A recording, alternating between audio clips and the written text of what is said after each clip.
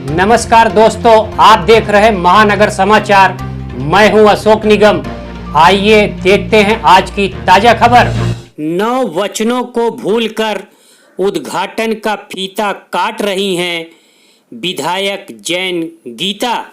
मीरा भयंदर की विधायक गीता जैन जनता से 9 विकास कार्यों का 9 वचनों का लॉलीपॉप देकर विजय हासिल की थी, परंतु लगभग 2 वर्ष हो गए विधायक जी ने अभी तक एक भी वचन को पूरा नहीं किया।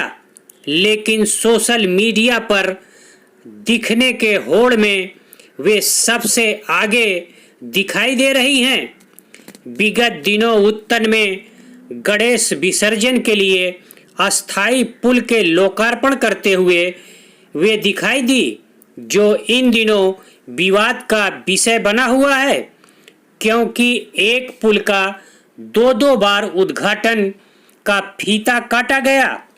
पहले वर्तमान विधायक गीता जैन द्वारा, फिर पूर्व विधायक नरेंद्र मेहता द्वारा। उद्घाटन के बाद गीता जैन ने क्या कहा, आइए सुनते हैं। जी, ये लोकार्पण है। ये हमने लोगों के लिए बनाई गई पुलिया का लोकार्पण किया है। लोगों की चीज़, लोगों के नाम। तो ये हमने लोकार्पण किया है। हम कभी उद्घाटन का नाम ही नहीं लेते, श्रेय भी नहीं लेते। हम सिर्फ काम करके दिखाते हैं और लोकार्पण करते हैं। जब विधायक गीता जैन ने फीता काटकर पुल का लोकार्पण किया, तो लंबे अरसे से राजनीतिक संन्यास ले चुके पूर्व विधायक नरेंद्र मेहता भी आने वाले मनपा चुनाव को ध्यान में रखते हुए सक्रिय हुए और उन्होंने भी अपने मनपा उप महापौर तथा कार्यकर्ताओं के साथ पुल का उद्घाटन का फीता काटा। और उनका कहना है कि यह पुल उनके निधि तथा उनके प्रयास से बना है, फिर दूसरा श्रेय क्यों ले रहा है। आइए सुनते हैं नरेंद्र मेहता ने क्या कहा। देखिए, वैसे मैं किसी उद्घाटन में जाता भी नहीं फिलहाल पिछले 1.5 साल से। माननीय महापौर मैडम ज्योत्सना अस्तारा जी महापालिका, इनके हाथों आज ये उद्घाटन नक्की हुआ था। यहाँ के तमाम जो हिंदू बांधव है और जो गणेश उत्सव बड़े धूमधाम से मनाते, ऐसे सभी मंडल ने एक निमंत्रण महापौर मैडम को दिया था कि ये काम पूरा हो गया तो इसका उद्घाटन हो। और आज विधिवत नगर पालिका मेयर मैडम के प्रोटोकॉल के हिसाब से आज का उद्घाटन रखे और मुझे भी मेहमान करके उसमें बुलाया गया था। और हमें मालूम पड़ा कि कल रात को कुछ लोग आके उद्घाटन करके गए। मुझे खुशी इस बात की है कि गांव वाले इस बात का गवाह है, विटनेस है। गणेश उत्सव कई सदियों से परंपरागत मनाया जा रहा है और विसर्जन के लिए बहुत बड़ी दिक्कत होती थी, क्योंकि यहाँ पे नीचे नाला है और उस समय विसर्जन के समय कोई ऐसा ब्रिज नहीं या जेटी नहीं या ऐसा कोई पाथ नहीं जिसके ऊपर से जा सके।